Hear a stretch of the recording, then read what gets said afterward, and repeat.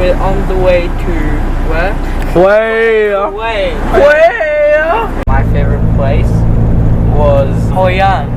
Why? Because I don't know. I just like it there. I don't know where it was.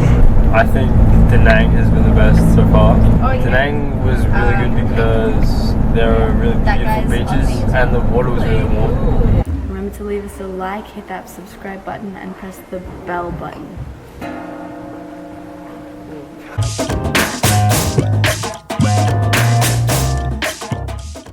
This is Havana Pass. During the Vietnam-American War, the Havana Pass was referred to the street without joy as it connected the two war cities of Hue and Da Nang. We also stopped at Lang Co village, a lagoon where they grow oysters for pearls. They tried to sell us pearls here, but the teenagers weren't really impressed. They were more interested in the monkey and the dog fighting.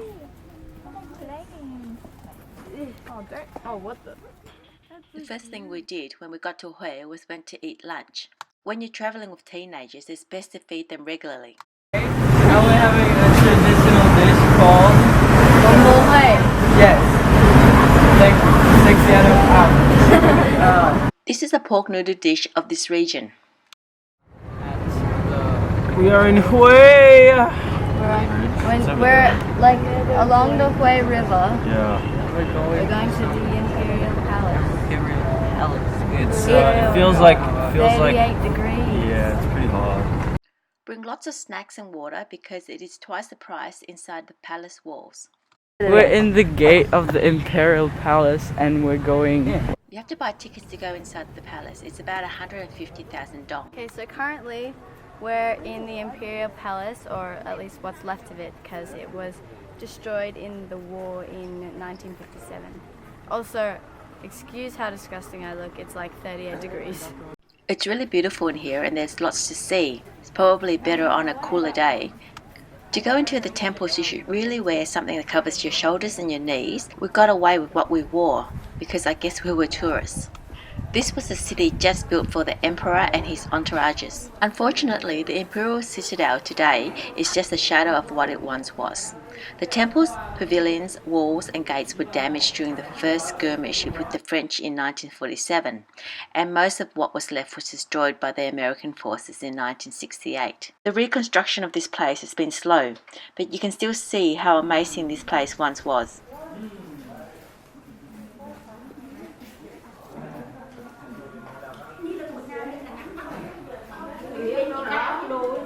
Here they have all of these really nice, big, long, red hallways with like the golden details and like the open doors on this side.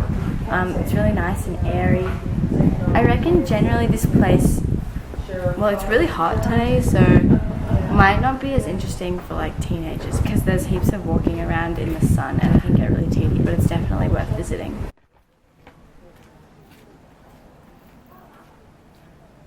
The gardens were so picturesque and beautiful.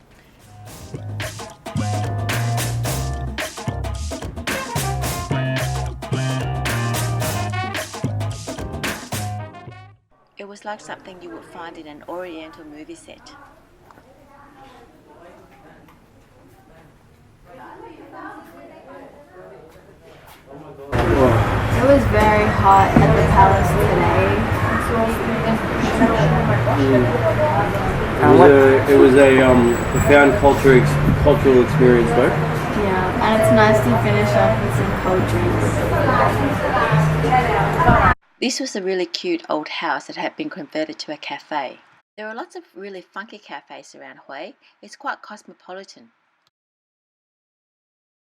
What are we doing? We're getting Banh Mi. Say Banh Mi. Banh Mi was our go-to food when the teenagers were hungry. There's always a banh mi stand on every street corner. The rain just happens so suddenly, and then it stops really suddenly too. When it rains in Vietnam, it pours. September is just the end of the wet season. At the moment we're at the Moss Hill Bunker, which is 7 k's out of the main city of Hue. It's the last day today, so we'll get out of the city and just do something different. We were really close to not coming here today because it was raining really heavily about an hour and a half ago, but then it stopped really suddenly, so we decided we may as well get out of the house. This place is so picturesque. It's gorgeous. This place is about 7 or 8 k's out of the city. We were planning to come here to see the sunset, but it was too cloudy. The bunkers were built in order to stop the approach of the North Vietnam troops from infiltrating from the valley towards Hue. If you come here by taxi, make sure you get the taxi driver to wait for you, because it takes a long time to call the taxi back to drive you home. There were lots of activities to do at night time. They blocked the roads to do a lot of fun street activities. It was really fun travelling with another family of teenagers. The kids always had somebody to play with them in the pool or play a game of cards.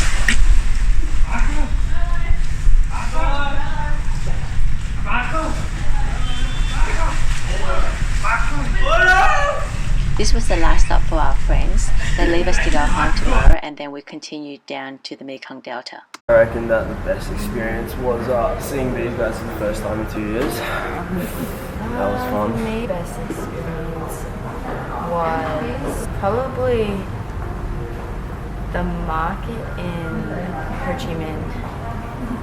That's what I wanted to say. I love the markets and bargaining. It was really fun. Best food. Bun bao. Bun bao was good, yeah. Bun bao and the bun bao was good. I like the bun sound. And the buns, yeah. All the buns. All the time. Do you guys think that you've changed much since you've met last? He has. He hit puberty. What just happened, guys? Okay, so we just flew from Hue. Hue to Ho Chi Minh City, and then we got on the taxi rank. Yeah, we were looking for a cab to catch back to our hotel.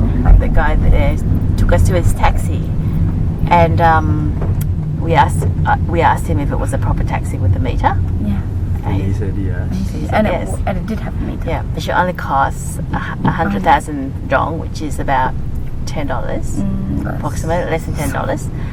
And as soon as we got out of the taxi, it was already up to 320,000 dong, which It was up to 450. Oh, 450, really? Which is about $27. Wow, yeah. And we weren't anywhere, so by the time we got to... We were like halfway. Not even halfway. We were like, just at the gate of the airport. Exactly. And so we told them to pull over, and we got our luggage. And we ran away. And he followed us. And we ran away. And he followed us. And he followed us, and then we went the opposite direction. We lost him. And then we found a real cab company. And now we're in the real cab. So hopefully he hasn't got his triads and gang and waiting for us at the hotel. Yeah. Otherwise we're going to get bashed. Yeah.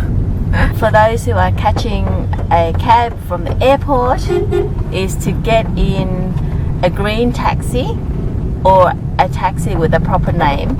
Like a brand. A brand. That you recognise. Yeah, basically there's lots of dodgy taxis around and they look exactly like a real taxi. But as soon as you get in the taxi, the meter starts at 100,000 rather than Zero. Yeah, there's an extra zero. So just be careful